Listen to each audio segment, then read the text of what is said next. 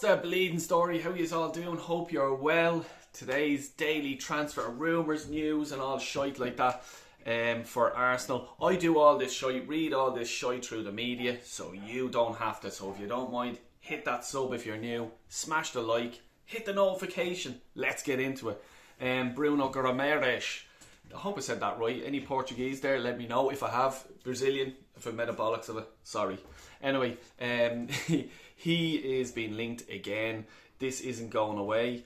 Apparently it's 100 million, a release clause or something like that in his contract at Newcastle. It's very rare, to be honest with you, so I'm a bit like, is that a thing in England? Not really. It's more a European thing that there's clauses in contracts, like Thomas Partey, for example, at the 45 million. Arsenal just have to offer 45 million. Yeah, there you are. We don't need to talk to you as a club. Thomas Partey, what do you want for wages? That's the way it works. But apparently it's 100 million. This is what I've been told. This is what I've been reading as well. I don't know. I have to look into it, to be honest with you. But anyway, they're saying there's a certain date that we can get him for 80 million before something's triggered in a contract, so on and so forth. If that's the case, we don't need to talk to Newcastle. I think it's a load of bollocks, being honest with you. I think that Newcastle, forget about this clause thing, right? If they want to keep him, but if they want to sign players, they'll have to sell one of their big players, Rumours or Isak. One of them will probably have to go if they want to get money in and start buying a few players in other positions for them. So if Rumours is that player to go, we are interested in him. I think it could be done for about 100 million, there or thereabouts, but it's going to be big money, and obviously with that, it's going to be big wages as well. Arsenal do have money and stuff like that, but I'm just worried about that we have to stick in this fucking FFP bullshit, and we don't end up with 115 charges. But yeah, look, I think Rumours, his agent, is over there swinging over in Brazil, and he's talking stuff so there may be something there.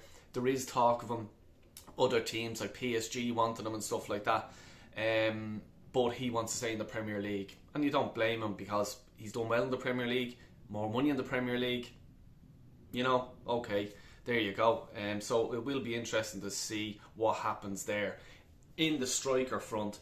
And this is what I believe: if we're going to sign a player for 100 million, we're going to go cheap in the other area. Now, I'm not saying, cheap 50 million for a striker, but I just think Arsenal are going to have to box clever. Seriously box clever in this. Sign your big player and then look into who is out there in Europe or the Premier League or whatever the fuck it is. If it's a striker or a midfield, we just say a striker, for example, has to be right. And I was on Matt's channel, the Southern Gunner, big up to Matt, absolute fucking legend, and Lee and Northside, Jez, Waffle TV, Lion was on it.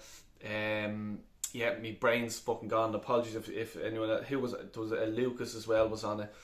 But anyway, big shout out to all them guys. But we were talking about, and I was actually watching the game, the Girona manager and the players there. The Broadcliffe or something like this, that striker, he is a badass motherfucker, and I fucking like it. You know what I mean?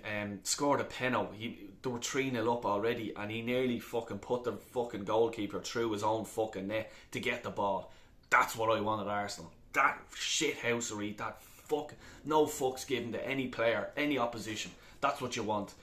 So someone like that, but you know what I mean? Look, I'm only a fucking idiot. I keep telling people that, you just won't listen. You know what I mean? But box clever at Arsenal. Don't be just going, we have to go here and there and spend everything in the summertime, and then if we need a sprinkle of magic dust in January, have the money there for it, or the loan money or something like that, But anyway, this Osimhen, the Napoli fucker, he's a great footballer, great player, but it's serious money involved there. 111 million pound it is to get him. That's his release clause. 111 million fucking pounds. Okay, a lot of money, but that's what you're going to pay for a top quality striker.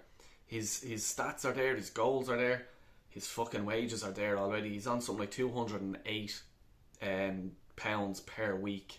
So if Arsenal are getting him, you're looking north of 250 per week wages. So not only are you getting your big transfer fee plus 250 per week and a signing on fee as well for his agent to put the cherry on the cake, you know. So it's a lot of money, you know. So Arsenal need to box clever with this.